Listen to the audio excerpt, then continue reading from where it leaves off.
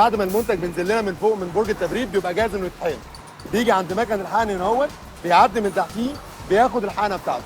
عندنا مكانتين حقن، عندنا 4 طبعا مكانات حقن، احنا بنستخدمهم على حسب ايه نوع المنتج اللي هنحقنه. بمعنى احنا عندنا دلوقتي في الخط ده مثلا شغال نوعين منتج شوكولاته ومنتج فراوله. فعندي مكنه حقن متخصصه انها تحقن شوكولاته، ومكنه حقن متخصصه انها تحقن فراوله. الشوكولاته عندي هنا في ايدي، انا بصنعها هنا عندي، يعني ما بجاش من بره، انا اللي بصنع الشوكولاته عندي. فيعني ده المجمل، دي الايدنتي بتاعت المنتج بتاعنا. والفراوله بتبقى بنفس التكنيك بالظبط بنفس برضه، بنفس هو الحاجه. بالظبط. اي حشو هنا بيبقى في الحاجه. مفيش اختلاف. خطير، حلو قوي.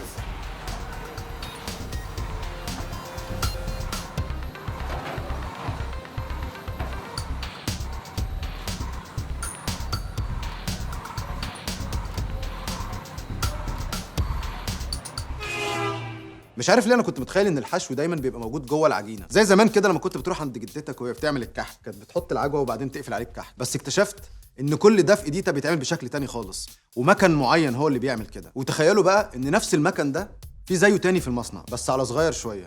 ليه بقى؟ علشان الميني مولتو كل مراحل التصنيع بتمر على الجوده. في سنسورز بتحدد لو في اي حاجه غلط في العجينه، لو وزنها مش مظبوط، او لو العجينه فيها عيب في الصنع. السنسورز دي بتحدد المنتج المرفوض وبتشيله من على السير من نفسها، والمولتو اللي بيعدي كل الاختبارات يدخل على المرحله اللي بعد كده، وهي مرحله التغليف.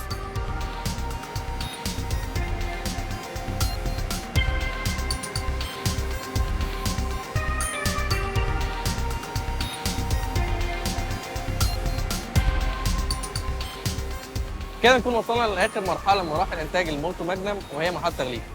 التغليف بيختلف من منتج للتاني على حسب سرعه تغليف المنتج، وعشان كده احنا عندنا هنا 6 ماكينات تغليف تعتبر من اسرع ماكينات التغليف على مستوى الشرق الاوسط. وده بالتبعيه بيؤدي ان احنا محتاجين نستخدم في ايديتا مواد تغليف زي السلوفان او الكرتون تكون تتحمل السرعات العاليه ديت، بحيث ان هي تضمن جوده المنتج للعميل من جوه وكمان من بره. بدأنا بالمكونات وبعدين العجين وبعدين الحشو والتغليف، وبقى المولتو جاهز للعرض. ومش بس في مصر، لأ، في كل حتة في العالم.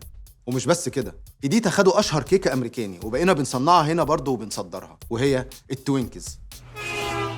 التوينكز بتمر بمراحل تصنيع معقدة زي المولتو بالظبط،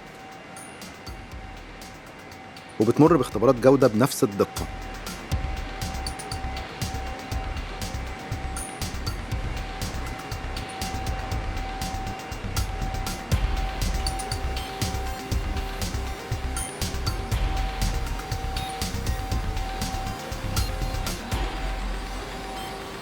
وفي نفس الوقت خط سير إنتاج البيك رولز ما بيقفش.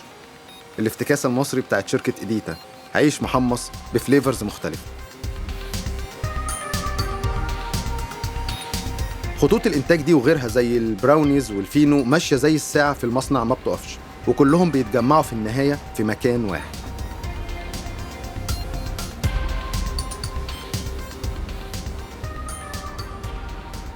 الحادق والحلو اللي شفناهم بيتجمعوا في المخزن ده، ومن المخزن ده على الكونتينر، ومن الكونتينر لكل حته في العالم.